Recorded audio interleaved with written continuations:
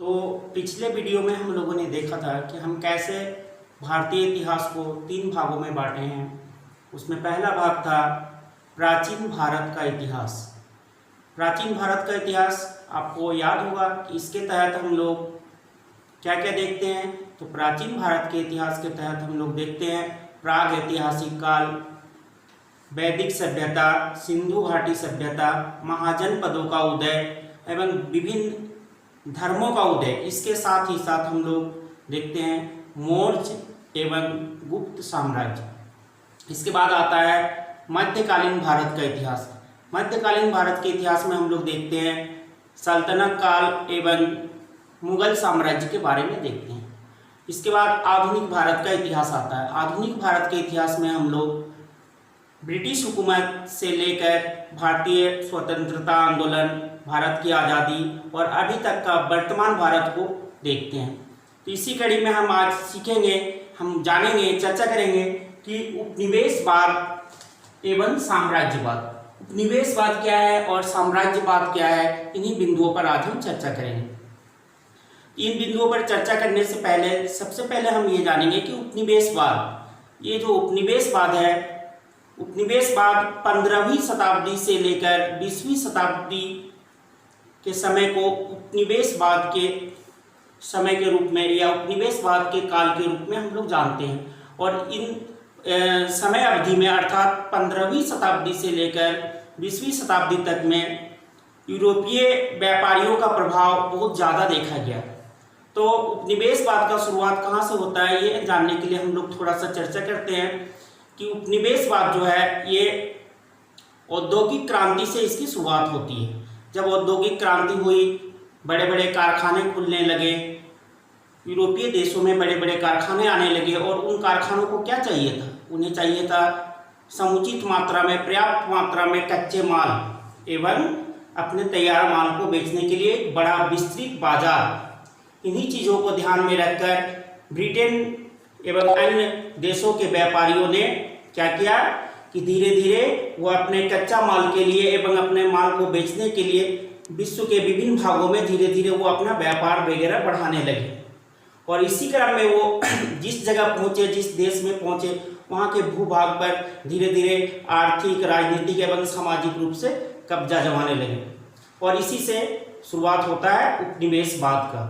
तो उपनिवेशवाद की शुरुआत में 2 चीज़ें जो है उसको शुरू करने में बहुत महत्वपूर्ण है। पहला है कि औद्योगिक क्रांति, और औद्योगिक क्रांति के तहत हमें सबसे जरूरी चीज़ था जो कच्चा माल पर्याप्त मात्रा में वो था, और दूसरा था कि एक बहुत बड़ा विस्तृत बाजार जहां वो माल को बेच सके। तो आइए हम देखते हैं उपनिवेशवाद। तो जब कोई देश किसी दूसरे देश के भूभाग पर राजनीतिक, आर्थिक, सामाजिक और सांस्कृतिक दबदबा स्थापित कर वहाँ के रीति रिवाज और मान्यताओं को बदल देता है, तो इस प्रक्रिया को हम उपनिवेशीकरण या उपनिवेशवाद कहते हैं। तो यहाँ से स्पष्ट होता है कि जब कोई देश किसी दूसरे देश के भूभाग पर जाकर वहाँ की राजनीतिक व्यवस्था को या वहाँ की आर्थिक व्यवस्था को या वहाँ की सामाजिक व्यवस्था या सांस्कृतिक व्यवस्था को बदल देता है, वहाँ की रीति रिवाज, वहाँ का जो रीति रिवाज है उसको बदल देता है और वहाँ की मान्यताओं को बदल देता है, और वो धीरे धीरे उसे अपने अनुरूप ढाल लेता है। तो इस प्रकार हम देखते हैं कि एक देश के द्वारा जब दूसरे देश पर अपना दबदबा स्थापित कर वहाँ की मान्यताओं को, वहाँ के रीति रिवाजों को बदल कर अपने अनुरूप ढाल लिया जाता है, तो यह प्रक्रिया जो है उपनिवेशीकरण या उपनिवेशवाद कहलाता है। और उपनिवेशवाद के तहत जिस देश पर शासन स्थापित किया गया उसे कॉलोनी या उपनिवेश कहा जाता है।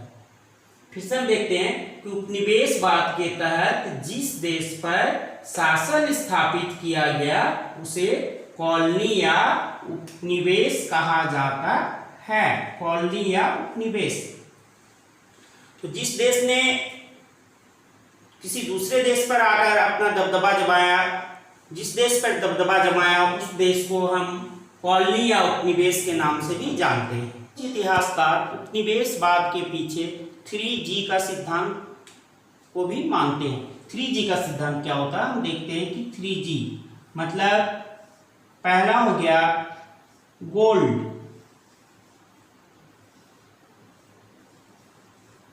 दूसरा हो गया ग्लोरी और तीसरा हो गया गोल्ड। अर्थात यूरोपीय व्यापारियों ने धन कमाने की इच्छा से या धन की लालसा से और अपनी कीर्ति स्थापित करने के लिए, अपना कीर्ति को बढ़ाने के लिए, विश्व के विभिन्न भागों तक पहुंचाने के लिए और अपने धर्म प्रचार के लिए, अपने भगवान और ईश्वर की प्रचार प्रसार करने के लिए उपनिवेशवाद के सिद्धांत को अपनाया। तो कुछ इतिहासकार मानते हैं कि ये जो 3G का सिद्धांत है, अर्थात गोल्ड, ग्लोरी और गोल्ड का सिद्धांत, ये भी उपनिवेशवाद के प्रसार में बहुत सहायक रहा है। उपनिवेशवाद के बाद अब हम देखते हैं साम्राज्यवाद। तो जब कोई शक्तिशाली देश सैन्य शक्ति द्वारा विदेशी भूभाग पर अपना आधिपत्य स्थापित करता है तो इसे हम साम्राज्यवाद कहते हैं। यहाँ फिर से हम देखते हैं कि जब कोई शक्तिशाली देश सैन्य शक्ति द्वारा विदेशी भूभाग पर अपना आधिपत्य स्थापित करता है तो इसे हम साम्राज्यवाद कहते हैं। अर्थात कोई शक्तिशाली देश जब किसी अन्य देश पर, किसी विदेश के भूभाग पर सैन्य शक्ति द्वारा वहां अपना दबदबा स्थापित करता है या उस देश को या उस भूभाग को अपने कब्जे में ले लेता है तो ये प्रक्रिया जो है आमतौर पर साम्राज्यवाद कहलाती है। तो हमने देखा कि साम्राज्यवाद क्या है, किसी देश के द्वारा दूसरे देश पर सैन्य बल का प्रयोग करके कब्जा करना साम्राज्यवाद है। आमतौर पर साम्राज्यवाद की यही परिभाषा है, लेकिन विभिन्न इतिहासकारों ने इसके बारे में अन्य मत दिए हैं।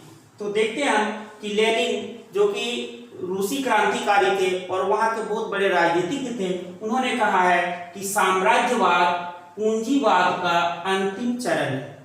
लेनिन के अनुसार साम्राज्यवाद जो है वो पूंजीवाद का अंतिम चरण है। वहीं अमेरिकी इतिहासकार चार्ल्स ए बेयर्ड ने कहा है कि सभ्य राष्ट्रों की कमजोर एवं पिछड़े लोगों पर शासन करने की इच्छा व नीति ही साम्राज्यवाद कहलाती है।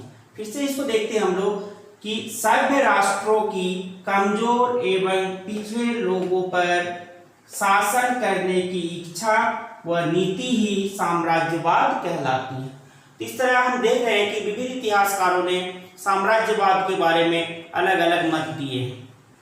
लोगों ने जाना कि उपनिवेशवाद क्या है और साम्राज्यवाद क्या है। अब हम देखेंगे कि उपनिवेशवाद और साम्राज्यवाद में क्या अंतर है। तो आइए देखते हैं। एक और है उपनिवेशवाद और दूसरी ओर है साम्राज्यवाद। तो उपनिवेशवाद जो है, उपनिवेशवाद आर्थिक वर्चस्व को इंगित करता है। अर्थात उपनिवेशवाद में आर्थिक वर्चस्व स्थापित करने की लालसा होती है, ये आर्थिक वर्चस्व को इंगित करता है, जबकि साम्राज्यवाद राजनीतिक वर्चस्व को इंगित करता है। साम्राज्यवाद के तहत कोई देश अन्य देश पर अपनी राजनीतिक वर्चस्व को स्थापित करने की इच्छा रखता है। उपनिवेशवाद के तहत सैन्य शक्ति का प्रयोग और युद्ध अनिवार्य नहीं होता है। जहां तक हो सके उपनिवेशवाद के तहत सैन्य शक्ति या युद्ध का प्रयोग नहीं किया जाता है। बगैर युद्ध का प्रयोग किए भी उपनिवेशवाद स्थापित किया जा सकता है। जैसे कि ब्रिटिश शासन, जो भारत में ब्रिटिश सत्ता की शुरुआत हुई, तो वो किसी युद्ध से उसकी शुरुआत नहीं हुई थी, वो धीरे धीरे सत्ता कायम हुआ था। तो ये उपनिवेशवाद का उदाहरण है। जबकि साम्राज्यवाद सैन्य शक्ति का प्रयोग, जबकि हम देखते हैं कि साम्राज्यवाद में सैन्य शक्ति का प्रयोग और युद्ध अनिवार्य होता है। मतलब साम्राज्यवादी शासन स्थापित करने के लिए हमें शुरुआत में ही युद्ध करना पड़ता है। तो इस प्रकार हम देखते हैं कि उपनिवेशवाद और साम्राज्यवाद में क्या अंतर है। तो आज के इस चैप्टर में हम लोगों ने जाना कि उपनिवेशवाद क्या है और साम्राज्यवाद क्या है, उपनिवेशवाद और साम्राज्यवाद में क्या अंतर है, और उपनिवेशवाद एवं साम्राज्यवाद में विभिन्न इतिहासकारों ने अपना क्या मत दिया है। फिर हम लोग इसके बाद की कड़ी को अगली कक्षा में देखेंगे।